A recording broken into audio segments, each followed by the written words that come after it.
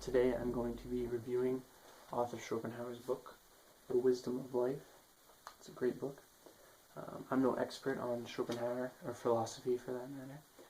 However, I had read the book, so I'm going to be reviewing it because I've noticed that there's currently no reviews or summaries of it on YouTube.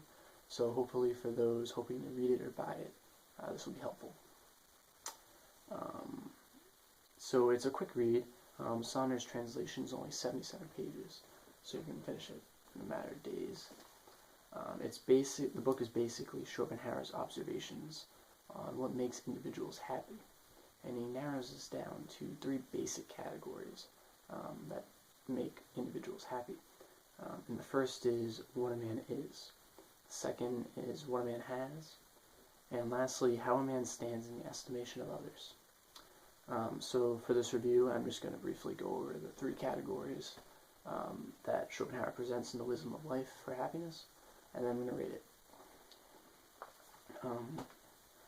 So Schopenhauer first argues that the first category, or what a man is the most important in making a man happy, even though he explains later that the third category, or what others think of you, is what most men, or individuals, base their happiness off of. So he says that the first category is the most essential. Quote, "So the first and most essential element in our life's happiness is what we are, our personality, if for no other reason than that it is a constant factor coming into play in all circumstances." End quote. No matter what your situation in life, your personality comes into play. And he believes that internal happiness and solitary entertainment and kind of being happy in your own head is the only genuine happiness that there is. He says, quote, "The ordinary man places his life's happiness in things external to him, in property, rank, wife and children, friends, society, and the like, so that when he loses them or finds them disappointing, the foundation of his happiness is destroyed." End quote.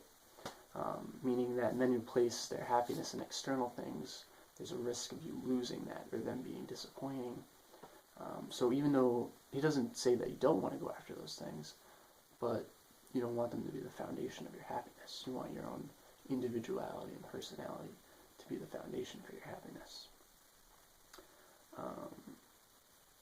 I'm not going to talk too much about what a man has, and neither does Schopenhauer. He only devotes several paragraphs to the second category, even though he identifies it being one of the big three. Only because it's pretty basic. It's just a man's possessions, and someone who bases their happiness on their possessions. That's one way that you can find happiness.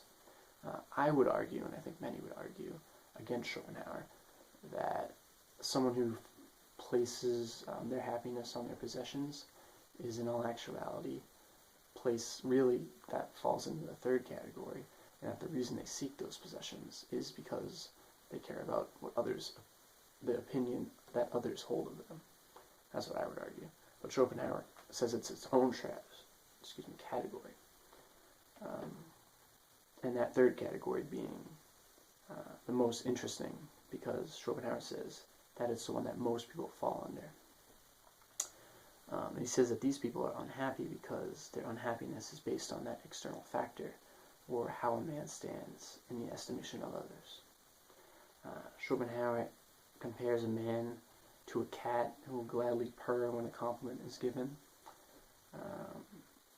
At the time he was writing, many criminals were still publicly executed, and he discusses how a man, quote, "with death in the most dreadful form before his eyes, and eternity beyond it, will care for nothing but the impression he makes upon a crowd of gapers, and the opinion he leaves behind him in their heads." End quote. Though an extreme example, it shows how kind of throughout our lives we put so much emphasis and worry into what other people think of us, and that being an external factor that we can't control, if we base our happiness off that, then there's a chance of that making us unhappy, which Schopenhauer tries to eliminate. So yeah, it's a great book. That's not all he talks about, but those three big categories are kind of the biggest things that I took away from it, and he explains them in great detail. So, author Schopenhauer, The Wisdom of Life. I'm giving it 5 out of 5. It's an awesome book. Quick read, like I said, 77 pages. At least T. Bailey Saunders translation. And I'll leave you with possibly my favorite quote from The Wisdom of Life.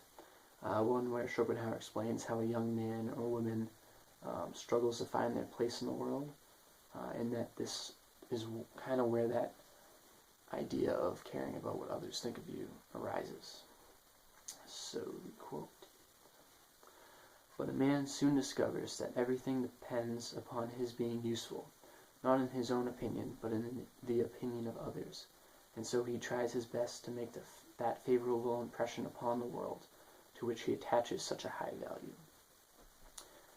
And I love that quote, because as a young person, or any person really, you kind of care about being useful as opposed to useless, and you care about finding that place in the world where others will regard you as useful. So yeah, Schopenhauer, The Wisdom of Life.